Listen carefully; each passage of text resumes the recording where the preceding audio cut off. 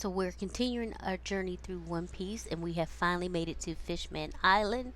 And so Vanderdecken is on the seafloor, and he plans to marry the princess using his Mark fruit and throws an axe at her. Luffy thankfully intercepts the axe, and Shirahoshi is so thankful that she lets Luffy eat her food. As you all know, Luffy is a foodie, so he's very like great. And then they get to talking and everything like that, and she's letting him know that she's been locked up in that castle for 10 years because Vanderdecken has been after her since she was a baby, basically. And and Luffy was like, "Well, I'll take you wherever you want to go," and she wants to go to the sea forest. And so they make a plan to leave and get out of there. Meanwhile, the rest of the Straw Hats are in the palace being detained by the guards and everything like that, and they are told that they are to be put in prison. And when they go to do that, somehow they had already gotten to Zoro and he had been put in prison. But Zoro's always going to Zoro. So when they try to detain the rest of the Straw Hats, he comes out of nowhere and he's like, "Nah, not today, Satan." And he rescues them from being detained. And yeah, we go from there. With their backs against the wall, they are forced to take King Neptune and his men hostage. And then Luffy takes, okay, Megalo is their shark. So Luffy smuggles Shirahoshi out of the castle in Megalo's mouth. And that's how they are able to explore without her being caught. So word gets out and everyone thinks that Luffy has kidnapped the princess. However, she has gone willingly because she wants to explore, and she's been locked up in the castle for like 10 years. Meanwhile, an old friend issues a warning to Chopper and Sanji, and that the new Fishman Pirates are preparing to raid the palace.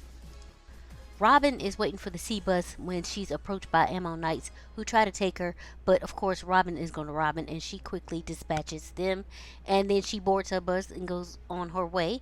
Frankie finds the Thousand Sunny with the help of his former master's brother Den. Frankie sees Jinbei and he asks Den why he is here, and Den replies that he's waiting for someone, which of course we know is Luffy. Hody and Decken enter the palace after one of the human pirates opened the gate. When they realize Shirahoshi is not there, Decken leaves and heads off to find her. Now that Hody's in the castle, Zoro actually faces off against him in the water, and he's actually kind of giving him the business. Luffy is meanwhile has taken Shirahoshi, and basically he's branded a kidnapper by this whole Fishman mob.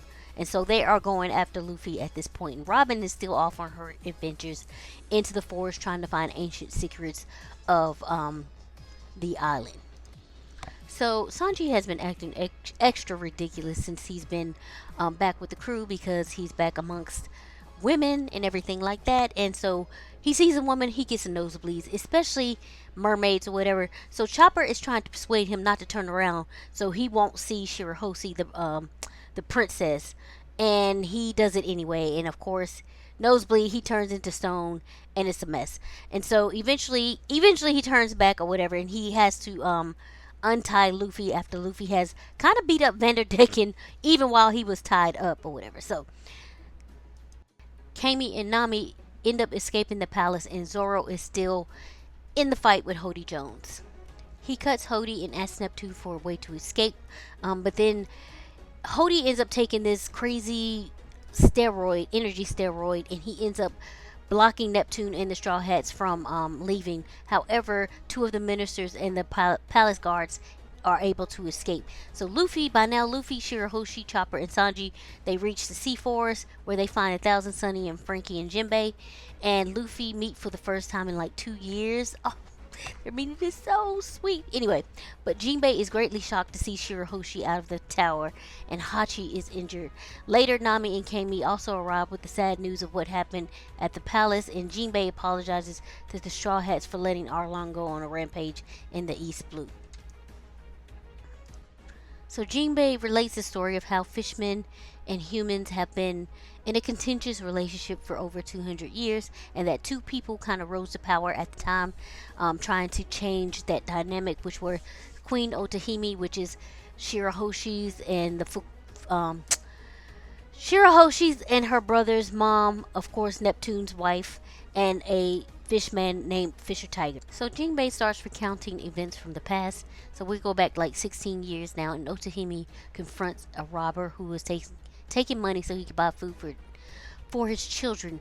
Otihime and Fisher Tiger try to change Fishman Island, and Jinbei leaves the army to join the Sun Pirates, which is Fisher Tiger's pirate crew or whatever. So that's what's going on in the past, and we will continue that story.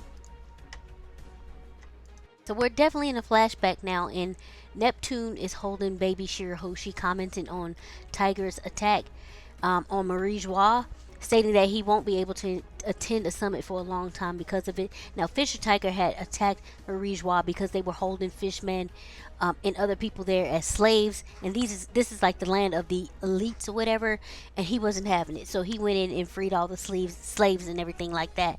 And so that is their what do you call it? Get back, telling him that he can't attend the summit or whatever. Neptune can't attend the summit. So Marines tried to stop the Sun Pirates or whatever, and they get dealt with expeditiously.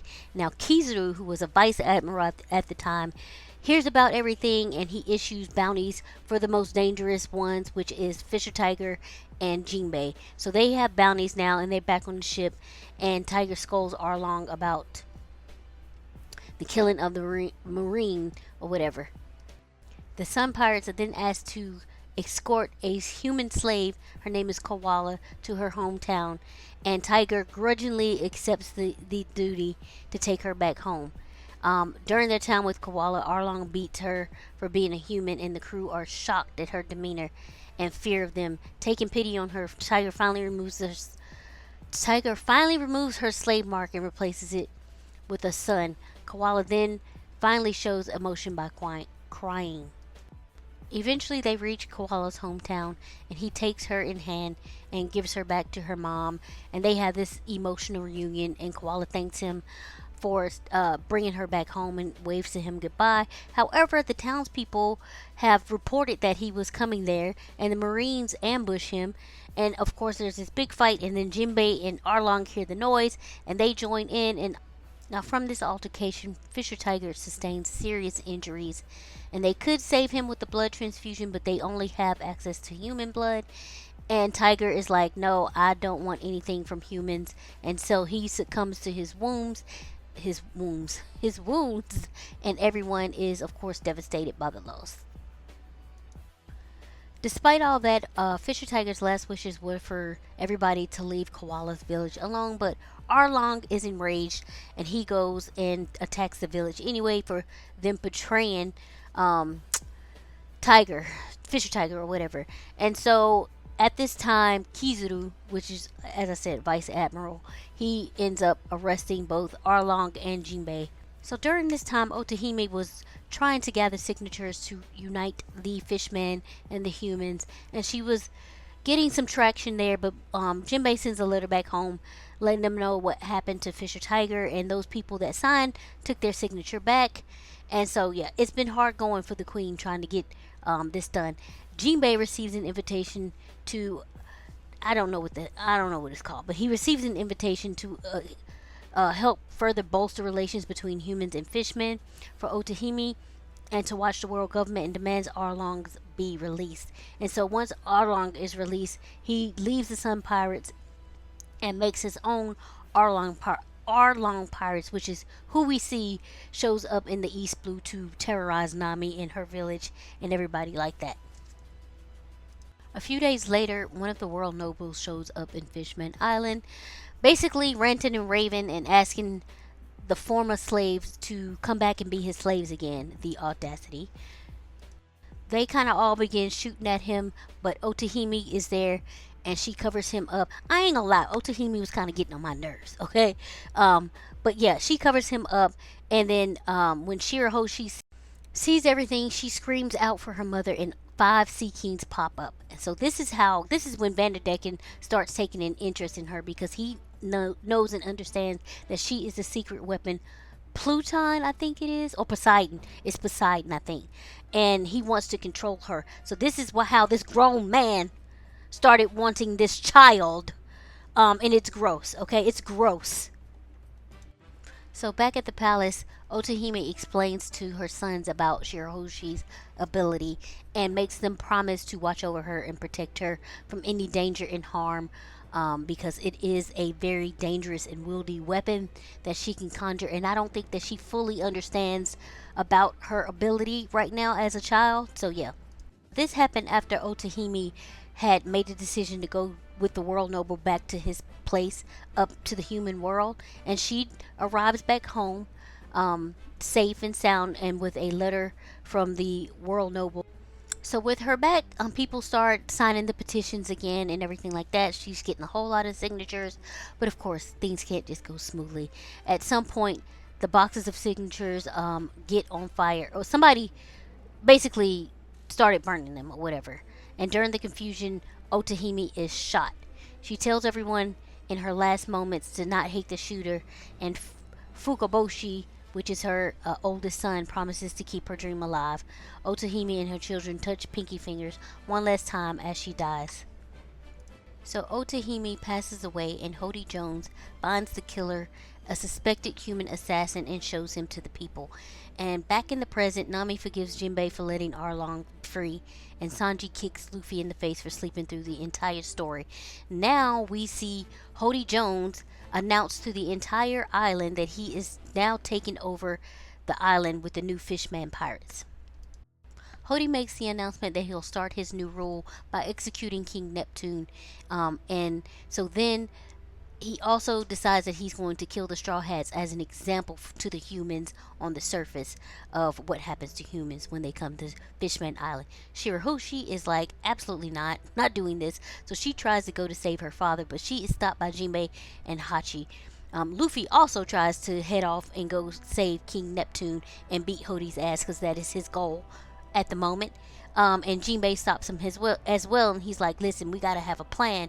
But Luffy is impulsive, and so Jinbei and Luffy, they have a difference of opinion here, so they get to clashing amongst themselves. Because Jinbei is like, hey, we can't just walk in here and do anything, because they'll blame you as being a human or whatever. And Luffy is just like, I don't care about none of that. I want to go beat his ass. Neptune's army tries to stop Hody Jones and his pirates from reaching the plaza, but seeing the king held hostage prevents them from attacking. The civilians of Fishman Island climb up the walls of the plaza, only to see the army defeated, with King Neptune held captive by the Fishman Pirates at the center of the plaza.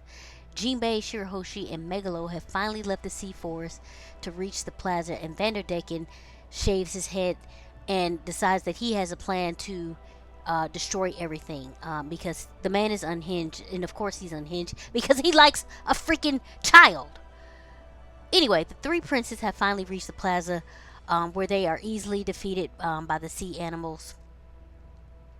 Fukaboshi then gives a speech urging the people of Fishman Island to forget the discrimination suffered by humans and aim for a better future, but Hody and his officers attack the three princes while being enhanced by energy steroids. The princes are soundly defeated, and Hody is boasting of his victory. So Jinbei and Shirahoshi are captured by the new Fishman Pirates when they fall into a trap due to a balloon version of King Neptune, which easily tricks Shirahoshi and Megalo. At the plaza, the princes are tied up in the same manner as their father, with the new Fishman Pirates chanting for their deaths. However, Hody refuses to admit victory until he receives news that Shirahoshi is dead. So Jinbei, Megalo, and Shirahoshi are brought to the plaza, all chained up, and this is when Hody reveals that his plan has been in motion for 10 years, and that he was the one that was actually behind the assassination of Otahime. However, he thought to basically harm Shirahoshi by this, or get her all riled up. But she already knew, because Megalo had witnessed what happened, and of course he went back and told Shirahoshi what happened. She never said anything about it. And so, yeah. Meanwhile, Vanderdecken is bitter because he has been thwarted from getting to Shirahoshi all this time. So he decides he's just going to destroy everything. Fishman Island, Shirahoshi, it all has to go. And so he places his right hand on the Noah, which is this large ancient ship that has some kind of significant meaning to the fishmen or whatever. And he causes the massive ship to uplift and fly towards Fishman Island. Hody decides to go ahead and kill King Neptune, and the civilians start chanting for Luffy. And before Hody can deliver the killing blow, Luffy escapes from Megalo's mouth and gives a Gear 2 power kick to Hody and swiftly sends him flying through the plaza walls. Nami and Robin proceed to free everyone, and the rest of the crew arrive with 1,000 Sunny. Now the citizens ask Luffy if he is friend or foe, and what I love about Luffy is like, that's not my decision, that's for you to decide whether I'm your friend or whether I'm your foe. And so that pretty much wraps up what's going on here on Fishman Island. I kept it to one page because it's so intense and it's so involved and has so much information, so I had to split it up. So yeah, anyway, I hope you enjoyed this episode, and I will get back to you. Trust that everyone has been safe and well, and I will catch you all in the next video. Bye.